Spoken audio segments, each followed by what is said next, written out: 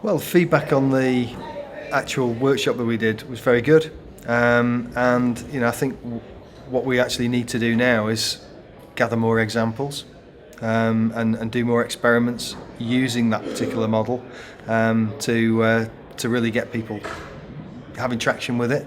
But what we've also done this year with the summit is we chose a few of the particular speakers and the companies to speak at the summit because actually they were doing different elements of that. So one example would be the work that Peter Watkins and David Marriott have been presenting around defining and designing the management system at GKN. That was a good example of one of the 5 elements inside of the transformation model.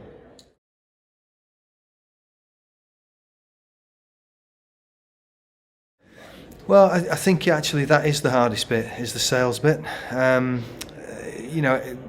We, as Terry said in his talk, we generally start where it's easiest to see the work, so that really means either they got body repair or they've got an after sales facility, and then you can actually see technicians working on the cars and stuff. And as we do more of that, it becomes more obvious for people in terms of what that might mean for them and where the waste is and so on.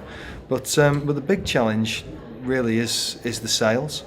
And actually knitting together all of the elements that you actually need for a successful lean company, and the work piece is one bit of it, but of course there's also getting the purpose right, and there's developing the capability, and these are little businesses, so actually them finding the time to improve alongside actually doing the work can be a challenge, particularly when they're firefighting a lot of the time. So breaking that cycle and getting into the sales piece, that's really the key.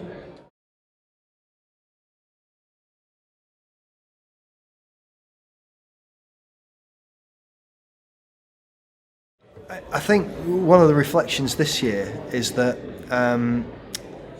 the people that you have get very, very skewed by actually what the keynotes are and what the subjects are.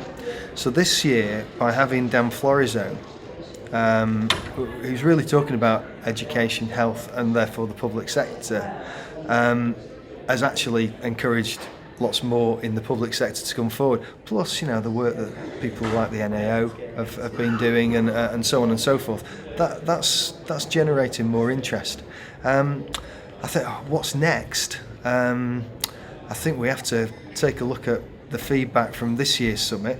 That's the thing that we always do. We're always very diligent about looking at that, but also seeing what the trends are more globally as well, and then designing something that's novel and that actually provides value for people to come to. That's the main thing. So. I think lots of highlights. I think this year we reduced the number of keynotes to actually create more learning sessions, and I think some of the quality of the learning sessions has been pretty good. I've managed to step into all of them to see what's going on. Vast range of things. I think on the one hand you've got the brilliant problem-solving capability of guys from Toyota teaching that in 2 hours, giving people an awareness of what that is, all the way through to, as I said before, the GKN guys talking about creating a management system, all the way through to people like Ken Andrew at RBS talking about change, and Steve Warren talking about supply chains and so on. One of the biggest highlight for me was actually seeing Terry talk about something I've been really involved in the halfway case, because it really sets a position in time. But I think probably the thing that most people will have come to see is the next session, which is actually Dan and Jim up on stage together talking about what they think the future will be, and that's something to look forward to for us all. Great, thank you very much, Dave. Cheers, thanks.